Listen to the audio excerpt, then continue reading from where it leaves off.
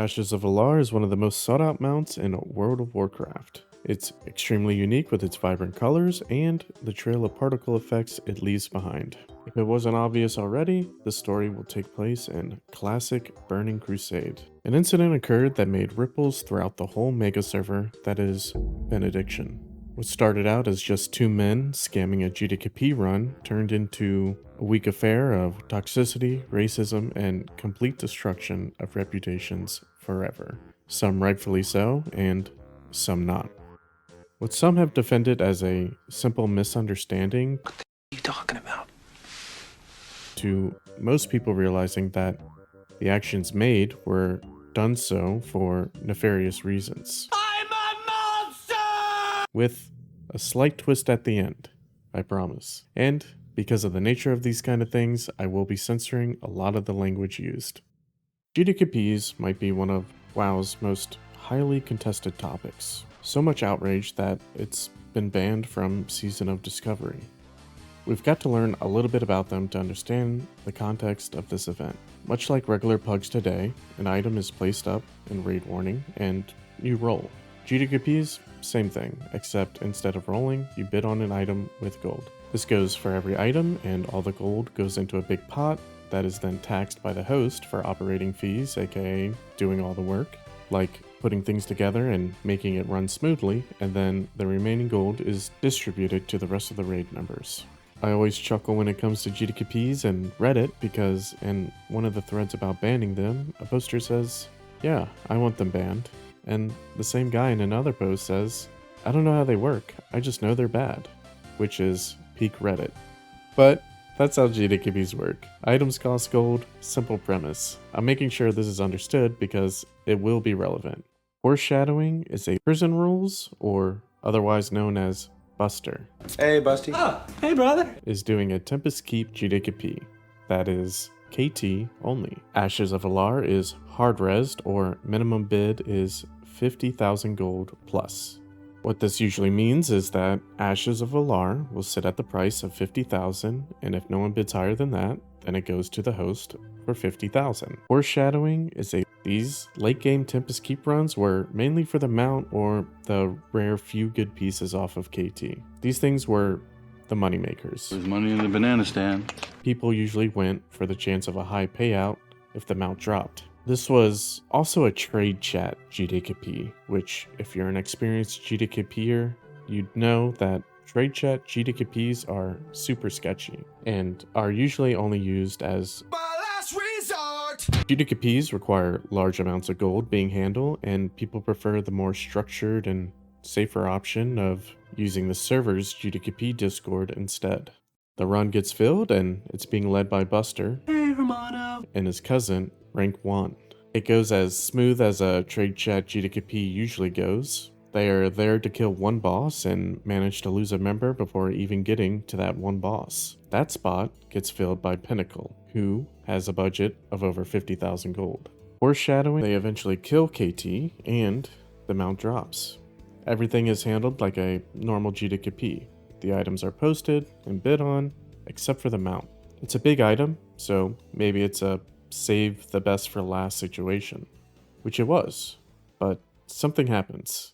Rank 1 has decided to admin mute everyone on the Discord server. Buster has proclaimed that the Ashes of Alar is now going to be a voice bid and not posted in chat like everything else. Pinnacle has decided to bid 51,000 for the mount, and Buster has multiple people telling him so, but decides to ignore them. Pinnacle claims that he has the gold and just needs to get the gold from his alt to pay for it all. This is extremely common. Many legendaries go through this process, especially with how the gold cap being at 214,000. Paying for high-priced items took time and was usually a whole ordeal. But Buster has chosen the self-serving path. He tells everyone that if he's not able to give him the 51,000 right then and there, then his bid is not valid. This back and forth goes on for about 45 minutes, and during this time, Pinnacle has already transferred the gold and has been trying to trade Buster 51,000 gold for a while now. He was able to collect the gold needed in about 13 minutes. Now, let's do the math without the taxes. 51,000 for the mount. Split 25 ways, each person getting 2,040 gold. If you were in this raid... Wait, where is it? If you were in this raid, would you mind waiting 13 minutes for 2,040 gold? He closed the bid and is still not willing to accept the gold. And the kicker to all of this, we have to remember what the rules were. Ashes of Alar is hard rezzed, or minimum bid is 50,000 plus. If an item is hard rezzed in a GDKP, it means it's at a set price. Buster says it's hard rezzed, or if anyone can outbid 50,000. Which means, if no one can outbid 50,000, then Buster would pay the 50,000 for the mount. That is the meta of these things, and that's usually how it works. However, Buster is taking the mount. Price of on the house. Like subscribing. That's free. You click this button here, and that's it. It's hard to put into words just how backwards it is for one of the most highly sought out mounts in all of World of Warcraft to go for free in a GDKP. Once the realization sets in for the rest of the raid members, chaos ensues. The raid breaks out in a free-for-all, but since everyone's muted, all they can do is type. This is where Buster's cousin steps in, rank 1, in which the best way to explain it is the most times I've heard the N-word in 30 minutes. Buster!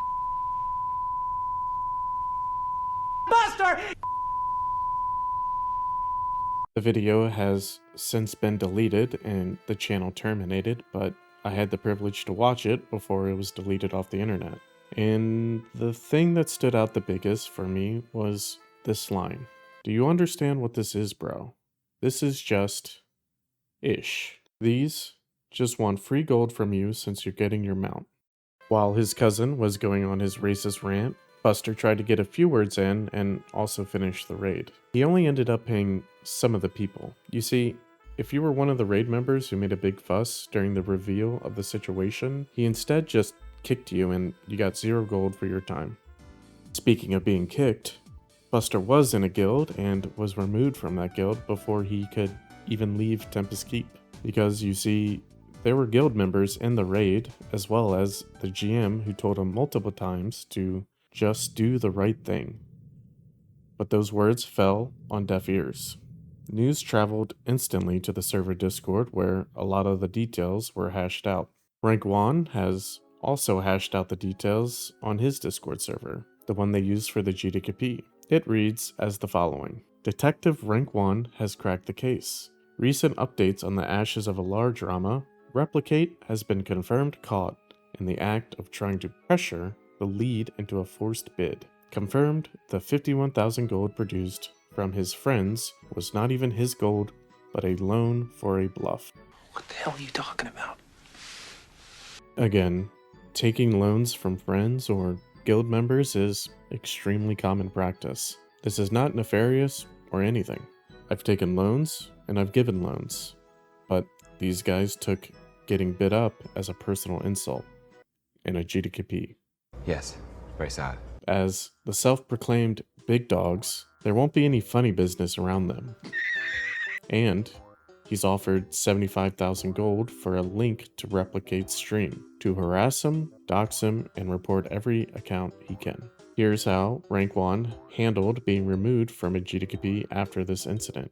No messages were deleted here. This is just Rank 1 word vomiting and showing off true big dog energy. To be fair to Buster, at no point did he join in with the racism and did try to get his cousin to calm down. After the entire incident and getting his mount, Buster is completely sympathetic to everyone involved. Now that what's done is done, he can't stop handing out sorries and apologies. You can go to Benediction Discord and find the whole interaction, by the way. You'll see that after the deed was done, Buster wanted to do everything he could to make the situation right. He lives by the saying, it's best to ask for forgiveness than permission. He's ready to move heaven and earth to get it done, except for when it actually mattered. Watch your back, my little immigrant friend. And his actions really ruined the guild he was in. He wasn't even a raider, he was just a friend of someone in the guild. Now, I know it's easy to get caught up in the situation and make idiotic responses like this, but the guild handled it exactly as they should have.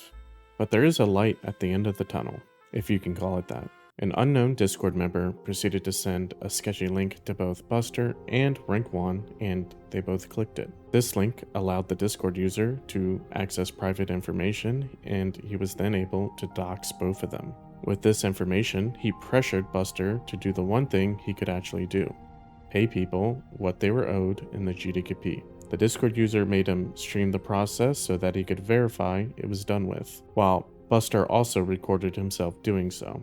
A good deed, but again, Buster just can't help himself. After all the pleading about wanting to do things right and make everyone happy, this guy still took a 12% cut from the 50,000 gold that he scammed from the rest of the raid. I think this decision truly solidifies who Buster is. All the apologies are just self-serving. When he does make an apology, he makes sure to boast about it. Every single apology he's ever given out has been recorded for others to see. Here he is, trying to message and voice chat with the person who tried to bid 51,000 for the mount. It really can't be said enough how many times this guy has tried to apologize. The drama lasted as long as it did because Buster refused to accept his bad reputation. To him, all of this really was just a misunderstanding. This whole thing comes down to pure greed and stupidity. Buster's bankroll was probably over 200,000 gold. I've been in a guild with Buster, and he doesn't farm or do any tricks to make gold, he just buys it. He threw away everything for a drop in the bucket of his gold. Here's a screenshot of Buster's Warlock gambling at one of Benediction's casinos. He also tried to make a post about being scammed by this exact casino, which was swiftly deleted after realizing he had no leg to stand on. The casino had receipts. As much as he thinks he has redeemed himself with reluctantly paying people for the mount, the complete destruction of his and his cousin's reputation was just too much. Or was it? Because the next few weeks, he got into a GDKP and bought Warglaves. While the drama had a huge impact on the Benediction server, it was a mega server, and in TBC, it clocked out at like 20,000 users and more. Even with scamming a run and standing by his racist cousin, you can still manage to thrive on a mega server. Now that's bittersweet. If you've got a story that you think should be heard, feel free to contact me by email or feel free to share your stories in the comment section. I started a Patreon, and pledging for $3 gets your name at the end of my videos, just like this guy. Either way, thanks for watching.